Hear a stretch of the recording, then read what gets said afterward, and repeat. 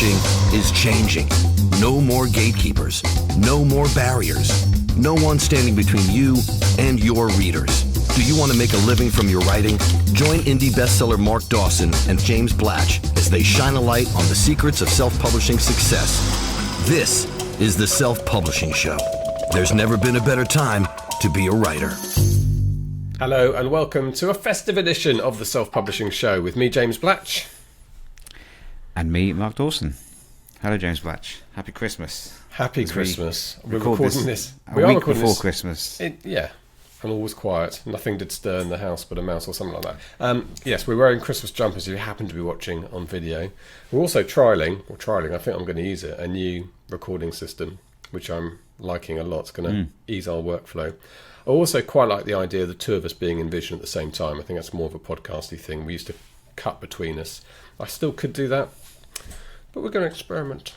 You can let us know what you think. Comment on YouTube. We should go through our YouTube comments more often. I did go through quite a lot this week, and there's some great comments there. Do. Yeah, we should. Bring them on air a bit. I think. Obviously, we do get the odd.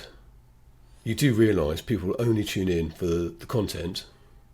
I had one of those quite recently. Yes, yeah. There's a bit of that, but I think generally people quite love like the bands. Like it. So anyone is free to leave a comment telling us how much they either enjoy or don't enjoy. I do look at them, and I take away the things that I think will improve the podcast, and I discard everything else. So, but no, it's all feedback is very welcomed and happily received.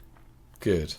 Okay. Well, look, we have one new course to talk about, and it is AI marketing for authors. It's just been released. It's a steal at $99. Absolute steal, considering how much blood, sweat and tears went into this course. And I did enjoy doing it very much. You've done half of it, I've done half of it. So it's a Blatch Dawson production. And if you want to have a look at what's in the course, whether you think it's going to be worth $99 of your hard-earned money, it is at selfpublishingformula.com/AI course. It's only going to be at $99 until the end of this year, and the end of 2023 it'll go up to its full price of $149 next year.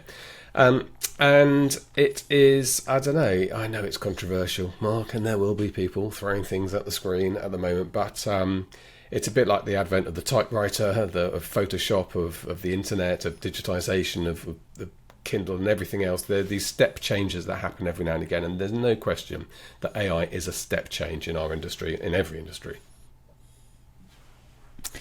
Yes, absolutely. So there is, we've spoken about this at length before, and I'm kind of thinking I might do something, a kind of a solo show on AI, perhaps. But yeah, I mean, I've had conversations with friends at the retailers, not just Amazon, or some of the other platforms as well, just talking about how they're approaching it, and it's a very interesting subject. And the retailers, I think it would be fair to say, are running as hard as they can to keep up with it, just like everybody else is, because it's adapting quite quickly, and I think they're doing their best to deal with it in as fair a way as possible. But yeah, you're absolutely right. There's no question about it. It is out there now, and it isn't going to go away. And just as was the case when e-readers came along, that didn't affect print. Print sales are still very robust, and then it was KU was the next controversial thing. Was that going to harm ebook sales? Probably not. In fact, it probably actually increased revenue for authors generally. And this is the next thing to wrestle with, and it isn't easy. I'm certainly, I think you're slightly more gung ho when it comes to AI than I am, and that's fine. I think I'm slightly more. Well, I am more pro it than plenty of others, and I'm aware of some conversations going around suggesting that every time that we've sold out, and I've seen the same thing said about Joanna Penn, and that's fine. It's not. People can say what they like. It isn't that. I think it would be foolish to pretend that this that there's not a great big AI-sized elephant in the room with us at the moment. So it's got to be dealt with, and. Yeah, this is a good course. It's fun. I've been impressed with the stuff that you've done with images. I found the kind of copywriting ability pretty good. Needs tons of work, but it's a very good starting position. And some of the other things, actually, one thing I don't know if I told you about, I'm waffling a bit here, but it is AI related. One of the things that ChatGPT has done now, the paid premium version offers kind of customizable GPTs, and some of them it kind of prepares some for you, and one of them is statistical analysis.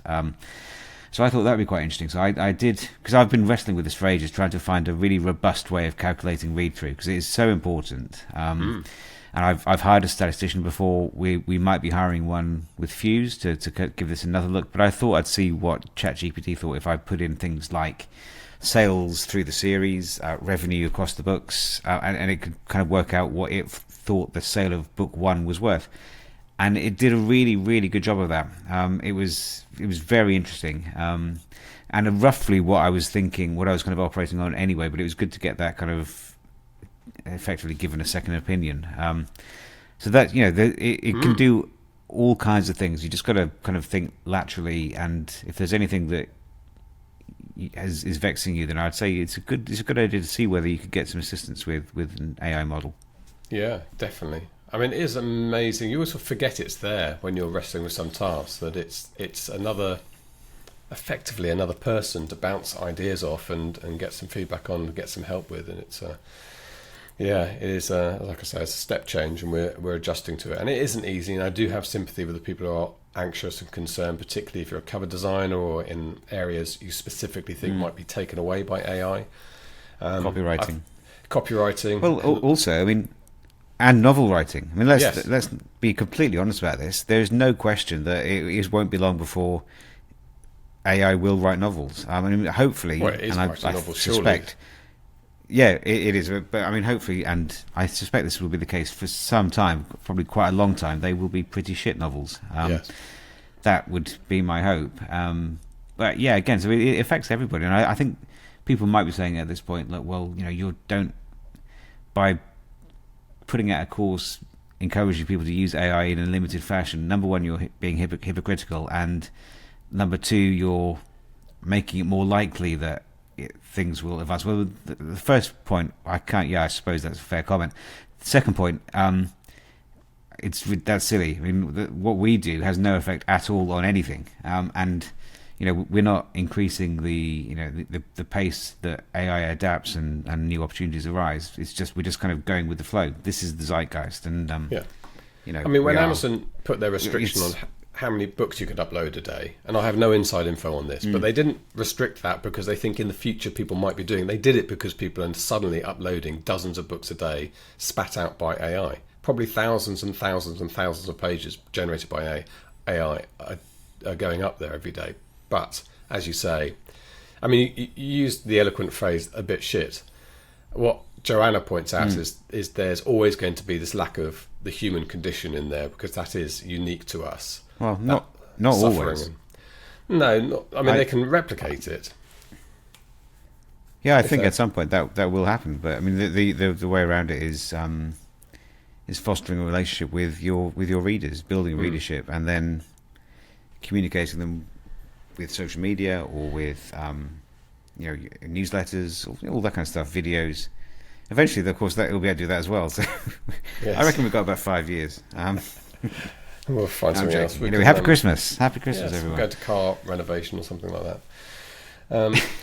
Good. Okay, look, let's get on with our interview today, our Christmas interview today. It is with Paddy Finn. Some of you will know his name. He's quite prominent in our community. Paddy is based in Northern Ireland, and he has pivoted a bit from writing novels to producing the scripts or outlines for Dungeons and Dragons style games, and he has done phenomenally well at this. They are still books that are sold, but they're sort of quite big, weighty tomes, and designed for gameplay. He employs a staff, I think he said, of 9 now in his operation. He's done so well. I'm so impressed with Paddy, and it was a real pleasure to talk to him. And also for me, if you're not into D&D, and I'm not actually, you might think I am, but I'm not. I actually do try to unpick that with him, what exactly it is, how it works. And it's not just about dragons and medieval stuff. Actually, quite surprisingly, it could fit a whole range of genres, maybe even the genre that you're writing in. So let's hear from Paddy Finn, then Mark and I will be back for a quick chat at the end of the interview. This is the Self-Publishing Show. There's never been a better time to be a writer. Paddy Finn, welcome to the Self-Publishing Show. Just saying you look like a gamer. We're going to be talking a bit about gaming and writing and the conjunction of the two, but you've been fabulously successful in that area. But for those who have no idea who you are, can you give us the skinny on Paddy Finn?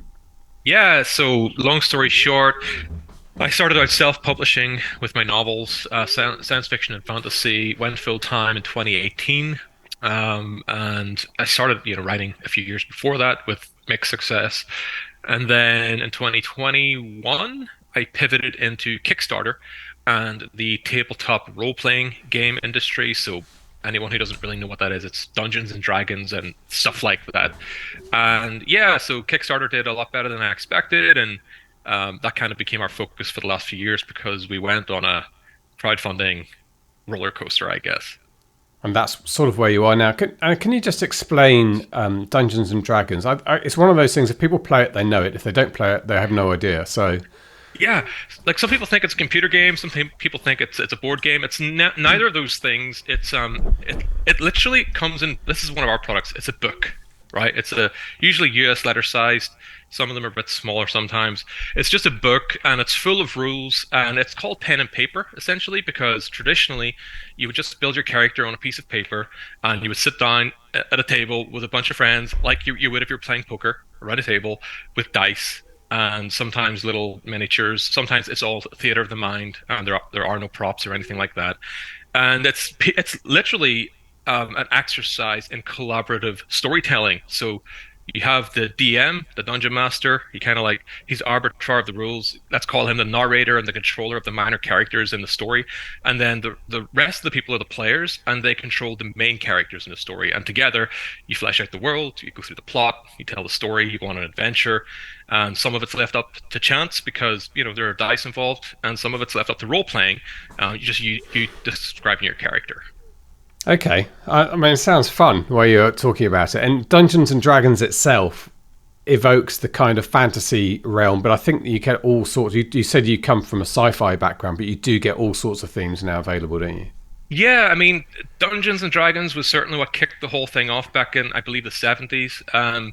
But since then, it's spawned science fiction systems to support multiple genres.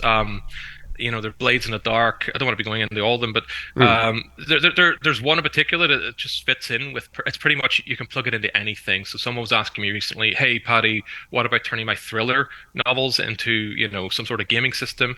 And I was like, "Well, yeah, there's you use this product instead because Dungeons and Dragons isn't sort of suited to that. So there are ways and means to plug other genres into these systems."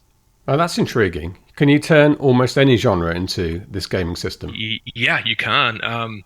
So there are, these days, systems for everything. And it's the same sort of concept. You sit around a table, you play a tabletop role-playing game. And it's a very different form of media.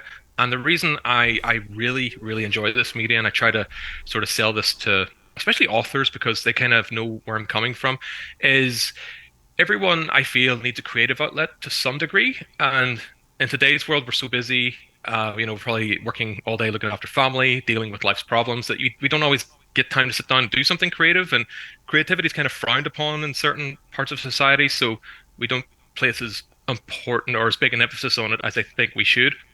And, I think most authors will tell you if they don't write for a certain time, that starts to, it's therapeutic for them. And if they stop doing it, they can really tell the difference. So I think that games like Dungeons and Dragons give people that opportunity to have a creative outlet that they don't really get elsewhere these days. Yeah. So tell us what the books. I mean, you held up. Most people listen to the podcast still, so a few people will listen. A couple of thousand, 2,000 to 3,000 watch it, but most people still listen. So you held up a couple of hardback, glossy books, and you said this is the product. So just tell us what actually is in there, what you would need to do. So if you were taking your idea, your story, the universe you'd created, and creating a product for the gaming world, what would it be like? Yeah. So this is one. It's called Eisengore's Vault: The Tragic Treasure. It's literally just a book full of magic items that we made up. Right. Some of them are really silly and crude. just mainly dad jokes. There's an arrow in there with a punching glove attached to it, taken from a well-known superhero, inspiration from something in the Marvel universe. So yeah, I mean, it is very much creative. Again, rules depend. It depends on what you're doing as to how much you need to know about the rules. Sometimes you could just know the very basics. Because, for example, this one, the Tome of Adventure, adventures are what people love because you get to feature, new monsters, new creatures, weird and wonderful and crazy things, and it's literally just. I mean, I'll just open it on a random page, but it's. Okay, so you've opened up a page and I can see an illustration of a pike type weapon on the left, and I'm not sure what's on the right. It's kind of like a mushroom of some sort. I was going to say, yeah, I think it's like a poisonous mushroom of some variety. So, gotcha. Here's an item, two different items people can use. Here's a monster with a bunch of lore and writing and fantasy stuff, but some numbers, because you do need some rules. And then most of the rest of the book is kind of just describing locations and people you meet and little scenarios that might unfold. So I think a lot of authors kind of shy away from the idea of game mechanics, but they might be surprised at not how little you need to know, because I don't want to underplay anything, because you do need to know some stuff, but it's the barrier to entry maybe isn't as big as you imagine. Okay. So if I wanted to open an avenue for my Cold War thrillers, because I love the whole Cold War environment, if you could parachute me into East Berlin as an MI6 agent in 1968, I'd never come back.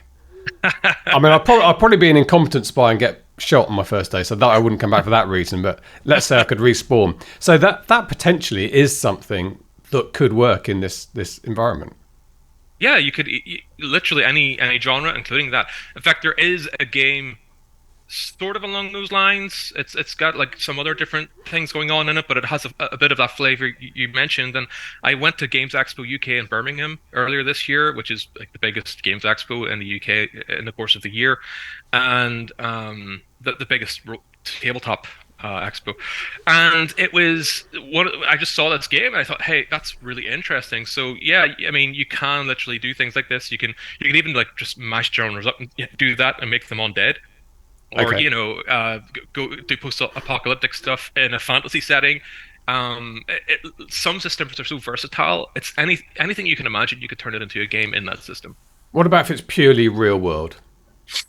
Like the Call of Duties in the days before they went into space, and it's all based on actual weaponry from that era and so on. Would that work, or would you need some element of fantasy and magic? No, you wouldn't need any element of fantasy or magic or science fiction or anything. Like all the game system, the basic for game design, the basic fundamental rules from me, like what guide myself and my team, are the people who are playing it, their characters, they need to meet someone cool, go somewhere cool, find something cool, and get a cool reward, right? So that's very ambiguous, and you can literally fit anything into that. So if you can give that experience, no matter what wrapper you put around it to your players, that's a game that can be created.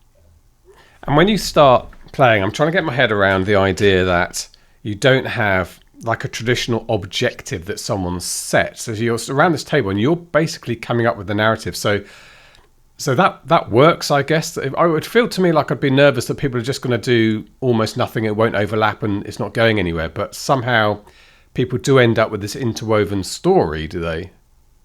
Yeah. Well, there are two parts of it. Generally speaking, you'll have the rules and whatever in their own sort of books, source material or source mechanics. And then you'll have adventure books, which are just narrative. It's like, this is the city you're in.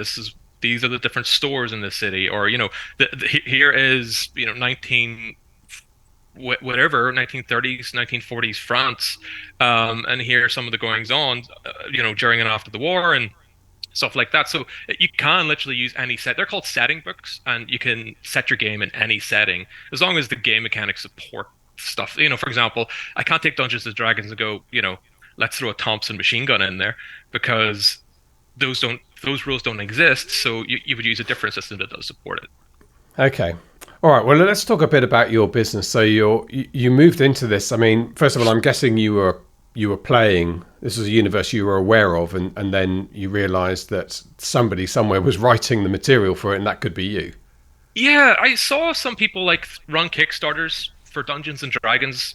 Let's call them compendiums or content, third-party stuff, and other games, not just Dungeons and Dragons. But since I was playing that game anyway, I'd been playing it for like 5 years, and I really enjoyed it. Like, it's kind of like I play it once or twice a month with friends, and it's the one time I get away just to switch off for a few hours a month. So, I was interested in it from that point of view. I'd already done the novels, and they were doing very well, and I was just looking for other opportunities. And I saw people doing like silly things on Kickstarter, making literally millions of dollars over the course of 30 days because they launched a book for Dungeons and Dragons. And I thought, I'll try that. And I did. And 2 years later, I'd made 7 figures.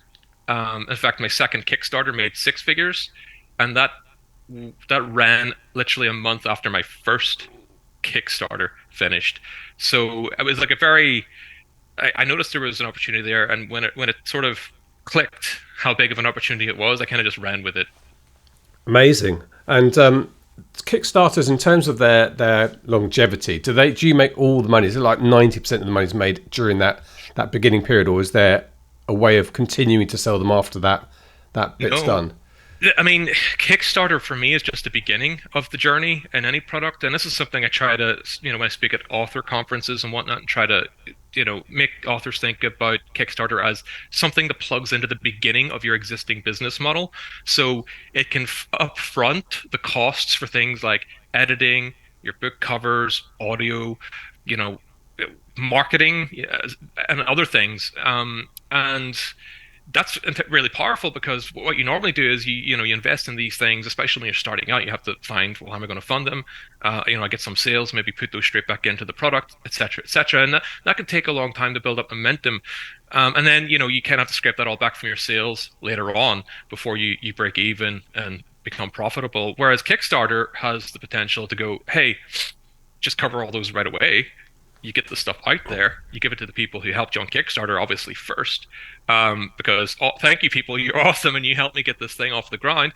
Then when you put it up on Amazon or Wide or wherever it is, it starts bringing in money. That's all, I would say profit, but obviously minus whatever it costs for you to make a sale in terms of marketing. So you're not clawing back, essentially, all those expenses. You've already covered them, and I think that's very powerful, especially if you're starting out. And it's become a really cool part of your existing business. So there's aftermarket sales, and we can talk about printing and manufacturing later if we get to it. But yeah. Yeah, well, I was actually going to ask about the process. I mean, it looked like a physical product by and large, or is it something you can ship via ebook as well? So we've been experimenting with digital-only Kickstarter campaigns and on BackerKit crowdfunding, which is another crowdfunding platform.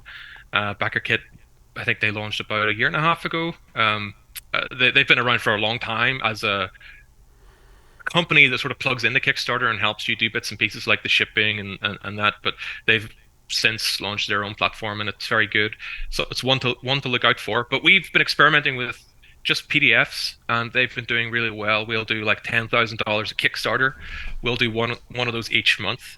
The campaign only runs 7 days, and then it takes us maybe another 7 to 14 days to fulfill that order, finish creating that product, because we kind of like create one a month anyway.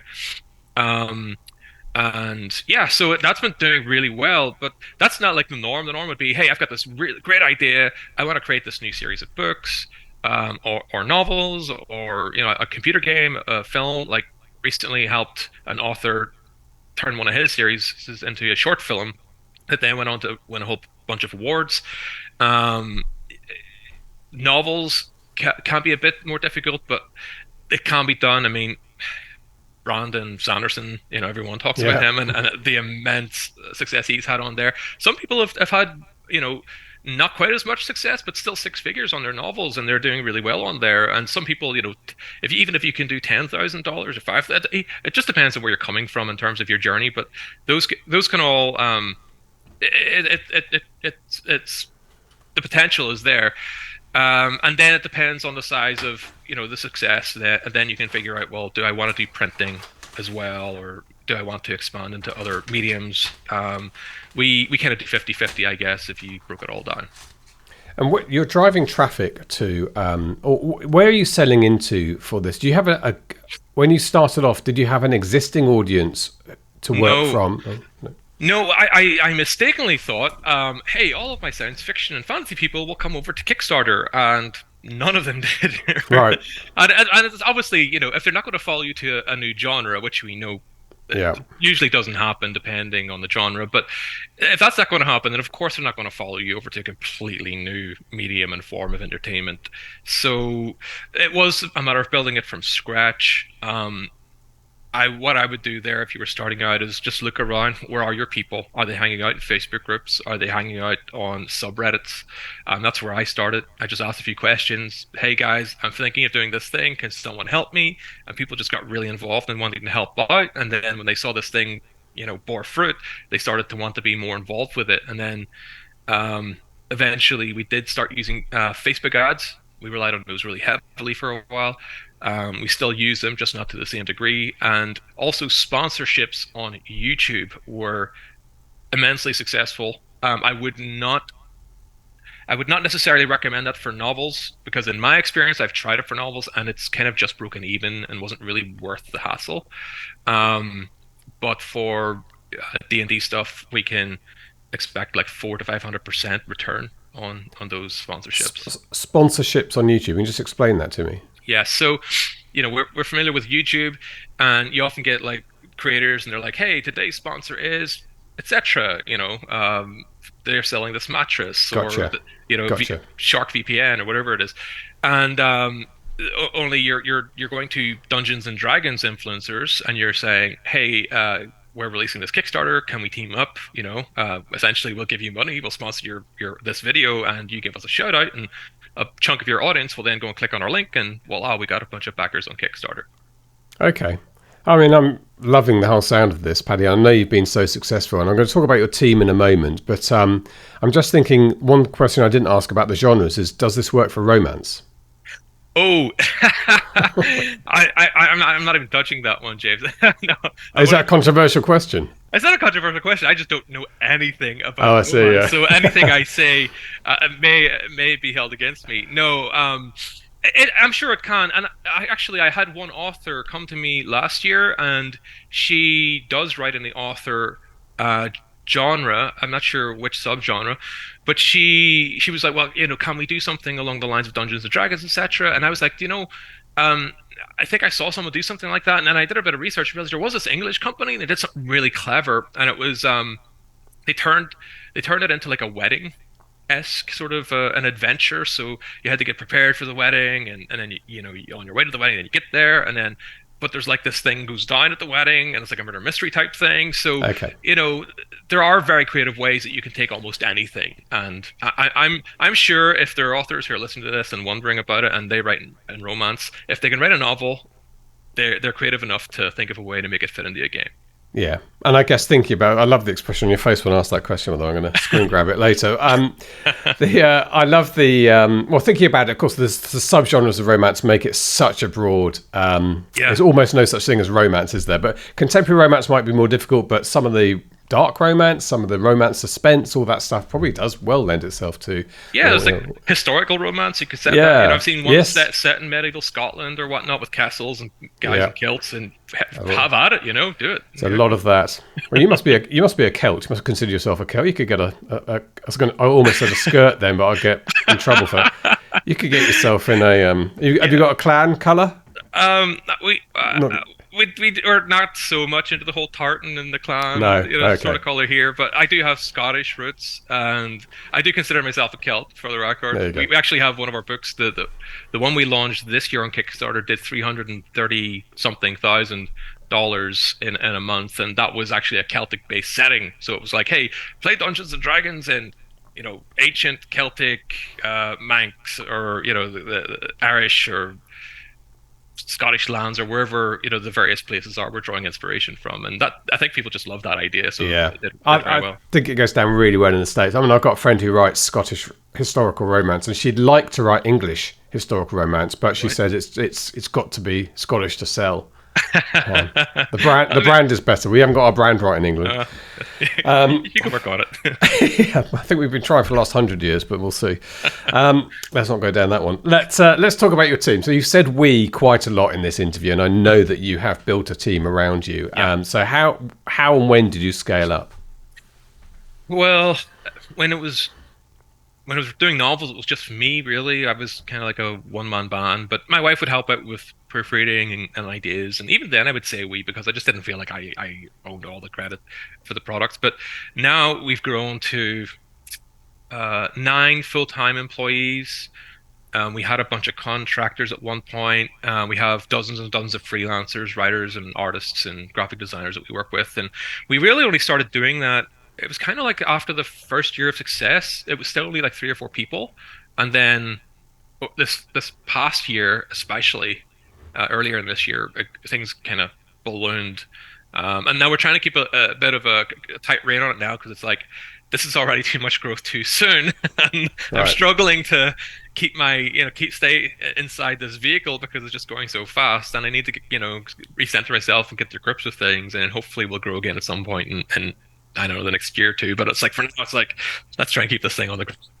I mean, that is an explosion in growth, isn't it? So nine full-time employees. There's not many authors with big turnovers I talk to have 9 employees. Yeah, and even I just thought this was the way it happened.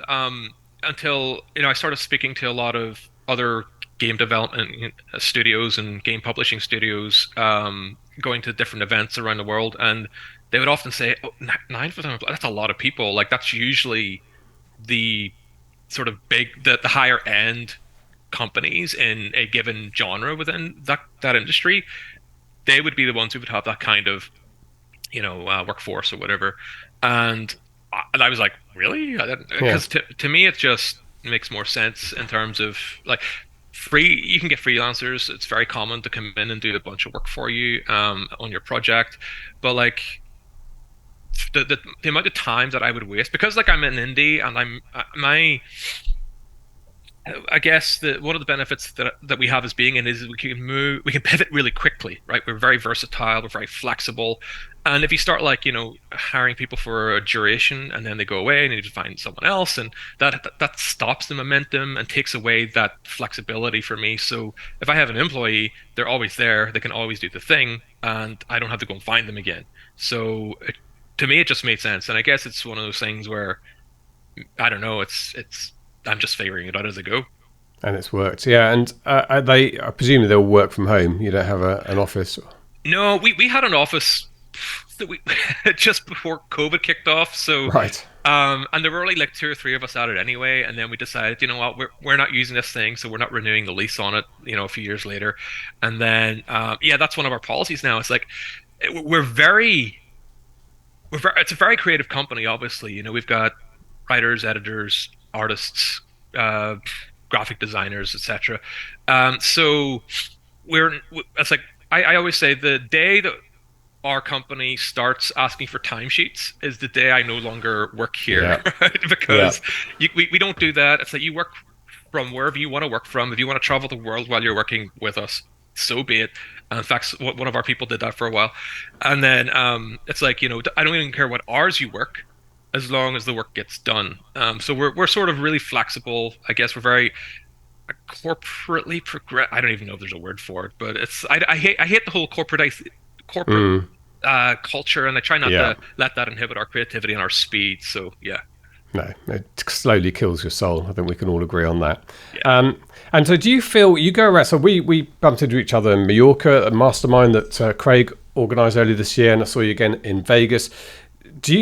Is that indie book world as important to you as going to like the gaming conferences and that environment? Yeah, in some ways it's more so, because like both I would say are actually equally important, but in certain ways the novel space is still more important to me, because that's number one. I'm a storyteller. That's where my bread and butter is in terms of what I want to do, not just in what I'm kind of having to do as a business. So I've always wanted to circle back to that and go, okay, yeah, I got away from my indie publishing for a few years, but let's actually marry these two things together and make that happen. And I did launch a Kickstarter for a novel earlier this year that did okay. It did fairly well because it's a new audience. Um, it did five figures if memory serves, but it's like, well, I'm still kind of trying to unmarry myself from everything else I'm doing and get back into the routine of writing. And once I do that and I start incorporating the novels into the Kickstarter side of things, I think it has huge potential as well. Yeah. We should say you're in Northern Ireland. I think. Are you in Belfast itself, Paddy, or? I'm from Belfast, but I live near the north coast now. Okay. Oh, lovely. It's a beautiful part of the UK. If you ever get there, very green. I mean, it rains a lot, obviously, but then you don't get all the green meadows with that for nothing. Yeah. As long as you don't mind it raining 235 days of the year. I need to come over because I've taken up golf in the last few years, and everyone keeps saying to me, "Have you been to Ireland or Northern Ireland yet and played golf?" And apparently, your courses are fabulous there. But yeah, we have some immense courses here. We take our golf very seriously. But I'm wondering if it's a bit of a... I know there's certain pockets of creativity around certain countries in the UK. Is Northern Ireland a good place for this kind of creativity? You mean you've obviously found staff, but are they all there in Northern Ireland, or are they around the world? Or actually, most of them are here. I mean, our freelancers come from everywhere, but just employing people for tax reasons, it kind of has to be in Northern Ireland, preferably, but can be the United Kingdom. So we have a few people in England. We have mainly people here in Northern Ireland and a few people in the Republic of Ireland. But yeah, it's like a lot of the people, for example, they come from very, very different backgrounds. Very few of them come from a Dungeons and Dragons background, actually. Right. And that's one of the things that I'm big on as well, is like, I don't hire people for their skills. I hire them for their values and how much they buy into the vision of the company and the kind of people they are and whether I can trust them or not and things like that. So my hiring process is very unconventional, but also it's like skills, you can learn skills. People, our art director, he was a tattoo artist for a long time and one of the best in Northern Ireland. He's got more awards than I'll ever have for anything. And he became our art director, and he didn't play Dungeons and Dragons, never heard of it before he started with the company. And gradually, just over the first 6 months to a year, he learned the industry, and now he knows more about maybe 9 out of 10 people when it comes to working with artists in the D&D space. So yeah, same with our graphics designer. He's been graphic designing for over 10 years, maybe 15 years. Didn't play Dungeons and Dragons before, came along. He learned everything he needed to know about D&D. Now, there have been other people who did know Dungeons and Dragons, but mostly they didn't really, so they just picked that up. Is D&D generally done in person still, or is it mainly online? Mainly on. Well, no, I would say it's probably evenly split. It used to be mainly in person. Online was kind of taking off in the early teens, and I think COVID just accelerated that. So one of the difficult things, the most challenging things about playing a game like D&D is you traditionally had to, coordinate everyone's schedules, and what's it like? It could be like herding cats, getting a bunch of adults in a room once a week or once a month or whatever it is regularly. So that's a big barrier for a lot of people. Whereas if you're doing it online, you've removed a big chunk of that, so it's easy to get on a Zoom call, right, than having to all travel to the same place. And that said, I personally prefer doing it in person, because in person is just, you do not get the same experience online. Online is also awesome, by the way. I'm not knocking it, but I've run loads of D&D. Actually, during COVID, I did it for a bunch of author groups, and we just had a lot of fun. And then we, when the lockdown went away, so did the game, because we all got busy again in other areas. So yeah, either or. Yeah, I mean, I noticed I think you were running again. Well, someone was in Vegas, weren't they?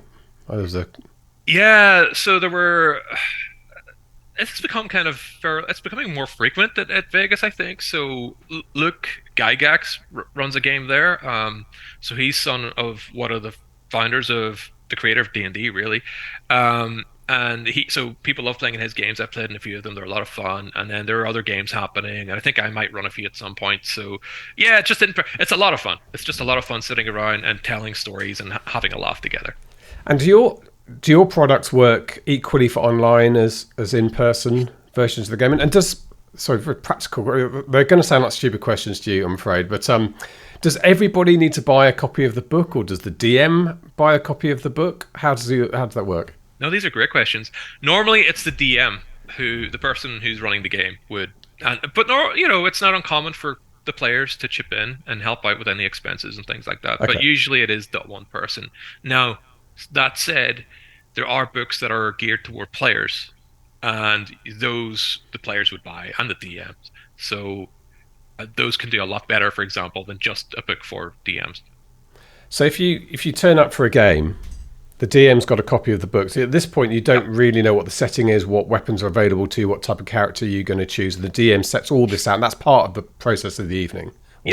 Afternoon. That's part of it. Like if you are going to play like in a campaign for a long time, like let's call this a novel. If you're going to do a novel together, these games can run for years and years, or even decades. Some of them have been running for. Then the first one you're going to sit down and work out. Well, what are we doing here? Let's build a character together. Let's figure out what the rules are. Do we have any house rules? Is there other things we need to know about? Are you uncomfortable with anything? Do we need to discuss these things? Right. So we would call that a session 0, and then you progress into the game. If you're doing something like a one shot, which is I would consider that as a short story, you just it's one game. You sit down and play it, and it's done and dusted. They would just hand you a character sheet, and you go, "You're that character. You're that character," or "Did you bring a character?" And you just play it, and you have the beginning, the middle, the end, and it's done, and it's great. And how much do people get into it in terms of acting, role playing? I'm tempted to have a go at this, and I've been a video gamer my whole life, but I've never stepped into this realm. But I'm tempted to have a go. I'm also slightly nervous about it.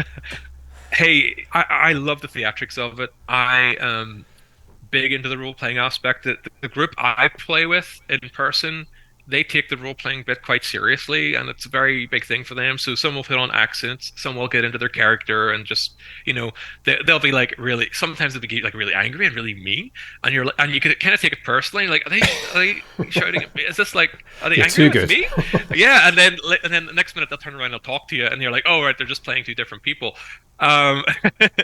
which can seem a bit weird. Yeah. So yeah, I mean, some people. At some tables are like you'll have one or two people who are very much into that, and the rest they're just like they'd rather just play it. You don't have to role play at all. You can just play it whatever way you want to play it, and whatever way makes you comfortable, really.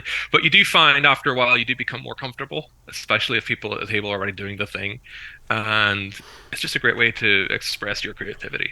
Yeah, sounds great. And how much do you charge for the books generally? I mean, I guess it's like a tiered options that you'll set up on Kickstarter. So there's no kind of like, one rule for all these things, but or one ring to rule them all, to use a pun. But I guess the standard rule of thumb is $25 for a PDF and $60-ish for a hard copy. And if they want like an alt cover, sometimes that's like $80 to $120, and a like leatherette special edition could be anything above that, really. And there's multi-use, right? You could do one of those PDFs, one of those books could be done for one evening, and then the same characters could have a completely different journey doing it the next night. That's the beauty of that, isn't it? Exactly. The reusability of these things is you're never going to have the same adventure twice. They're always going to be completely different. And going back to your team, you're obviously the creator, the storyteller, the writer, but you're taking people on not necessarily as writers then. You're taking them on for, as you say, kind of the values that they bring, but they must be creating content for you as well. You can't be creating all this content yourself. Oh no! This is like, I do the ideas and some of the game mechanics, and the team does the rest of it. I'll also do a bunch of writing, and I'm doing a lot more writing than I have been in a while, and I'm loving it. It's great to get back to it, because I was so focused on so many businessy administrative things for a while, and I kind of got lost in all that. But yeah, no, the team, I'd be completely lost without them. I mean, we have one line of products where it used to be, I started it off, and now they just do it, and I don't even have a clue what's going on anymore. It lands on my desk one day, and I'm like, "Ooh, this is awesome! I've never seen this before."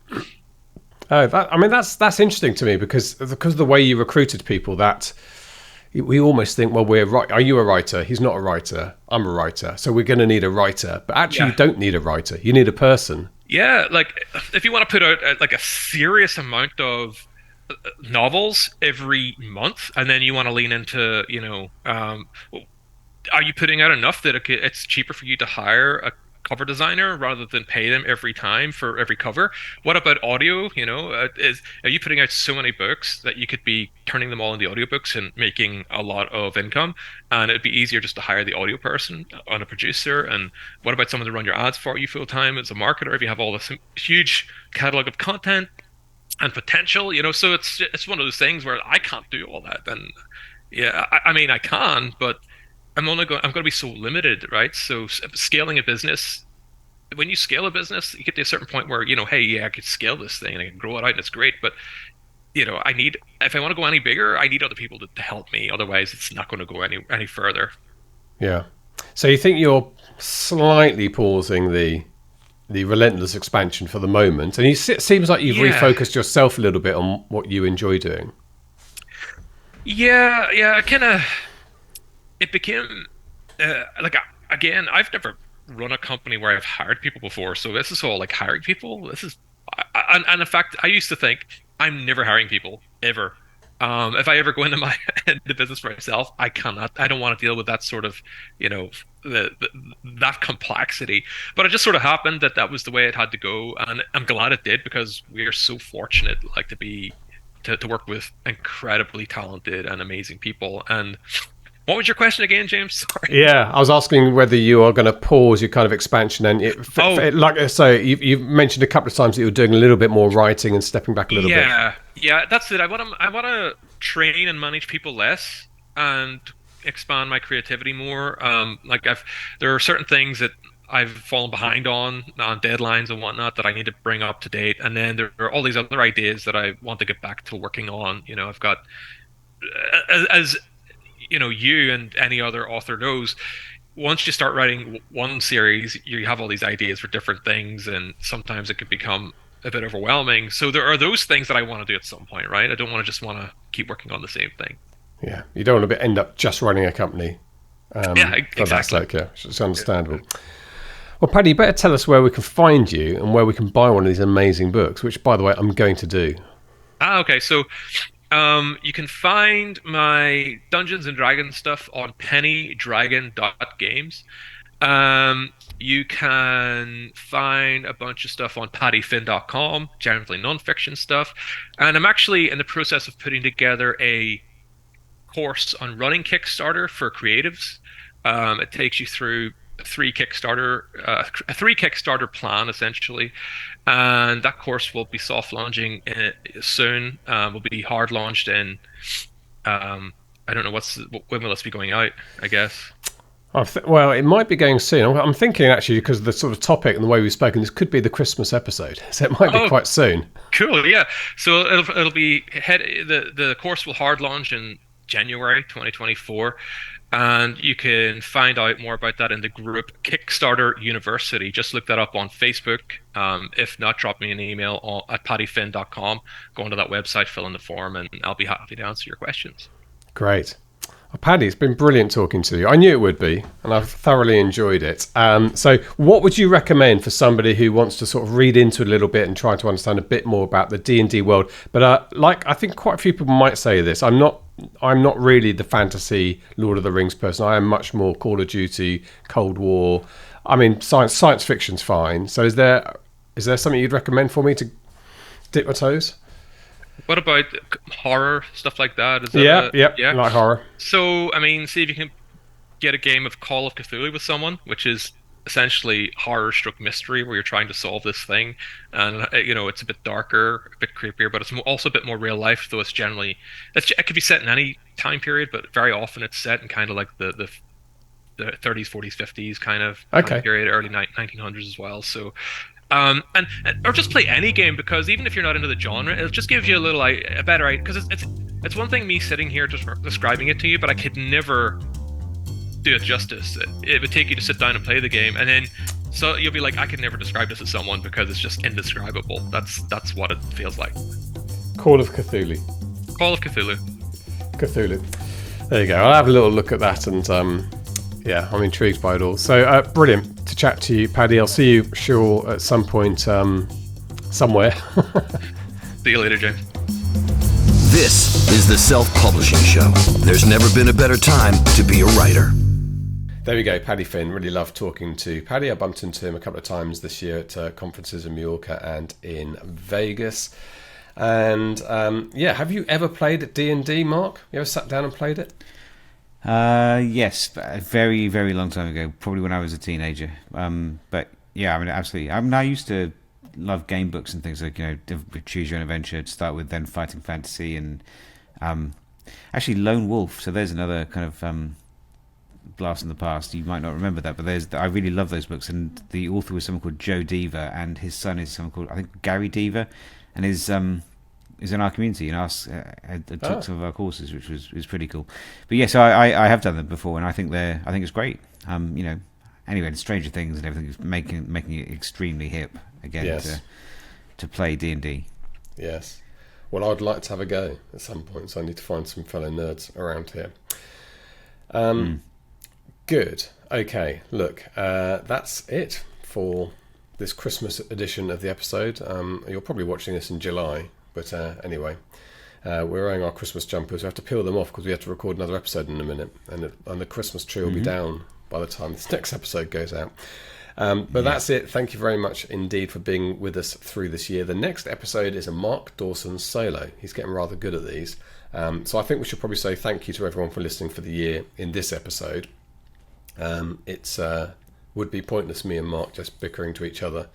So to have you laughing at us as well means everything to us. And every time someone comes up to me saying, "Hey." With us. With us. With us. Yeah, not at us. With us. If you like. Actually, maybe at us. Yeah, every possibly. time we get an email or a note or someone says to me that they listen to the show, it puts a spring in my step. We love hearing from you. So always contact us and come and say hello. But yeah, it's been a great year, and we're looking forward to 2024. Our first interview of the new year will be with our German friend, our German dynamo, Mark Recklau, who's going to get you energized and ready for 2024. So that episode coming first week of January. That's it. Happy Christmas. And all that remains for me to say is a goodbye from him. Well, it's a happy Christmas from him, and it's a happy Christmas from me. Happy Christmas. Happy Christmas. Get show notes, the podcast archive, and free resources to boost your writing career at selfpublishingshow.com. Join our thriving Facebook group at selfpublishingshow.com/Facebook. Support the show at patreon.com/selfpublishingshow. And join us next week for more help and inspiration so that you can make your mark as a successful indie author. Publishing is changing, so get your words into the world and join the revolution with the Self-Publishing Show.